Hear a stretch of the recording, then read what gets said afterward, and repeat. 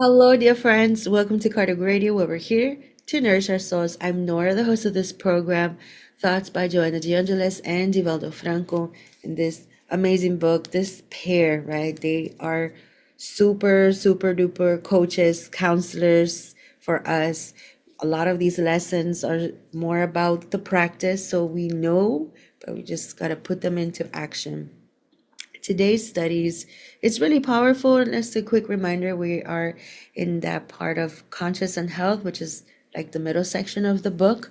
And these reflections, these messages are for us to kind of think, how does this come into tune with my health and my conscience, right? So let us begin today. Joanna and Divaldo say, never collect the toxic waste of resentment, hatred, or bitterness in your heart and mind, as it will cause you unforeseen harm. You are what you make of yourself. So, this here is so powerful because we've all experienced being in toxic environments and toxic experiences, places, and situations, right? Um, and the big question here, the big statement is, what are we doing to make of ourselves when we are in a situation that could bring that possibility? What are we collecting?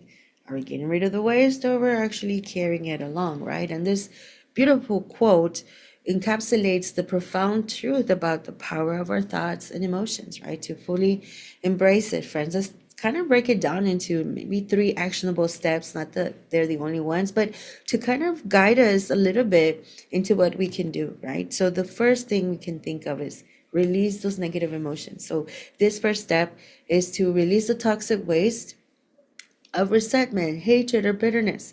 Because holding on to these negative emotions is like carrying a heavy burden that drains our energy and clouds our judgment.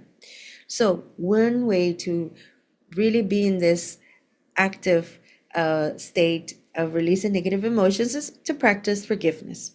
In the book, Four Agreements by Miguel Ruiz, right? Page 59, second chapter, second agreement is don't take anything personally. Because really, when we don't take anything personally, we really are kind of in a state of forgiveness, first to ourselves and also into others, friends. Let us reflect on this as we read these quotes from this section. There is a huge amount of freedom that comes to you when you take nothing personally. You become immune.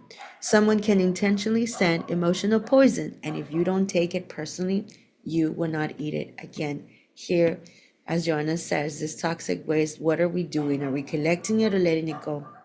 And this one here, just to kind of wrap up, right? Practicing forgiveness helps you to break the habits and routines that trap you in the dream of hell and cause needless suffering. This is a very metaphorical statement for us to kind of even imagine a state that we can put ourselves in. Do we want to be in that hell or this toxic place and give ourselves a suffering that is not needed? So, again, by practicing forgiveness, little by little, friends, we work our ways through this.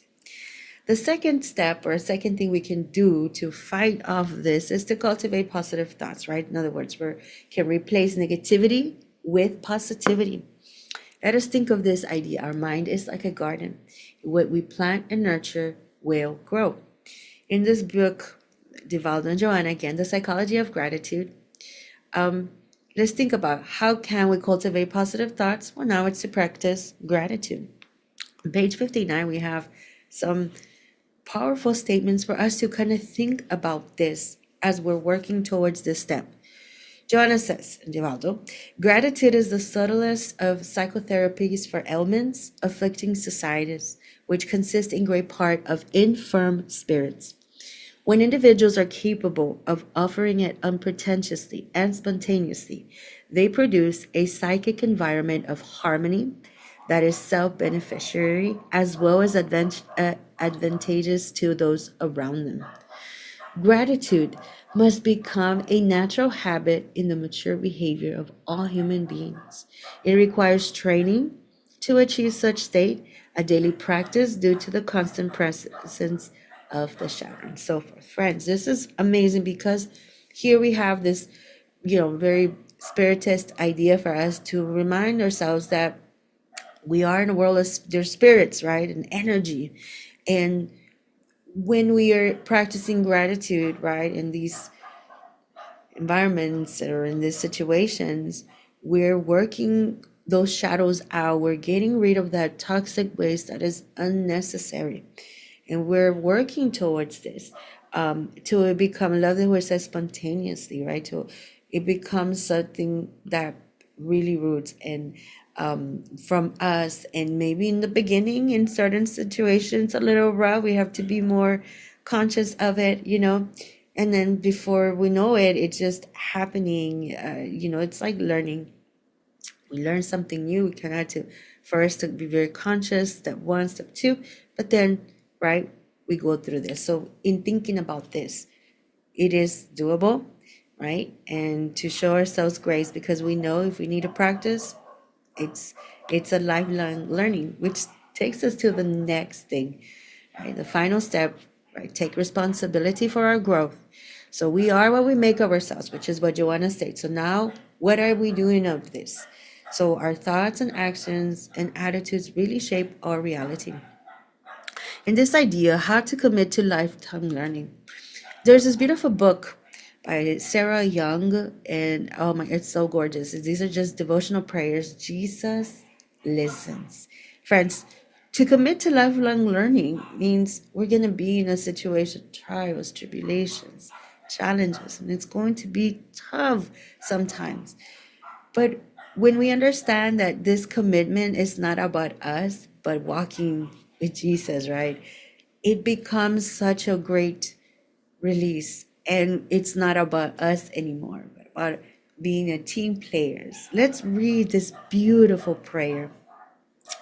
Jesus, my guide, help me to go gently through this day, keeping my eyes on you.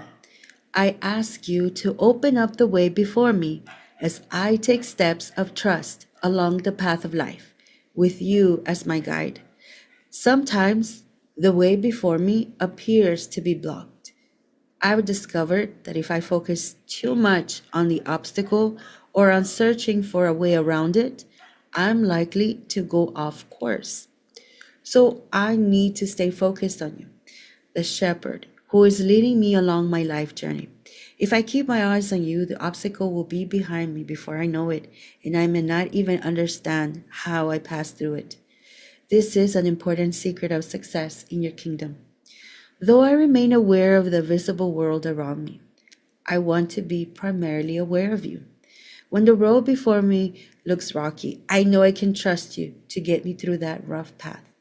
No matter what is happening, your presence with me enables me to face each day with confidence. In your encouraging name, amen. What a beautiful prayer. We commit to lifetime learning, knowing we're not on this alone. We have Jesus, right? Our shepherd guiding us through this and helping us to be in good places. And just to end with this in the Spirit's book, in the very beginning part, there's beautiful before the questioning.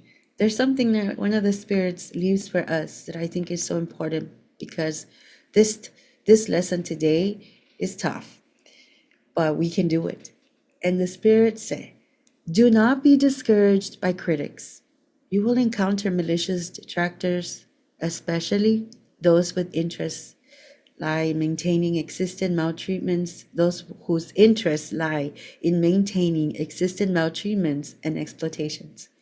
You will even encounter opponents among spirits, because those who are not fully detached from the physical world often work, either motivated by malice or ignorance, to scatter seeds of doubt.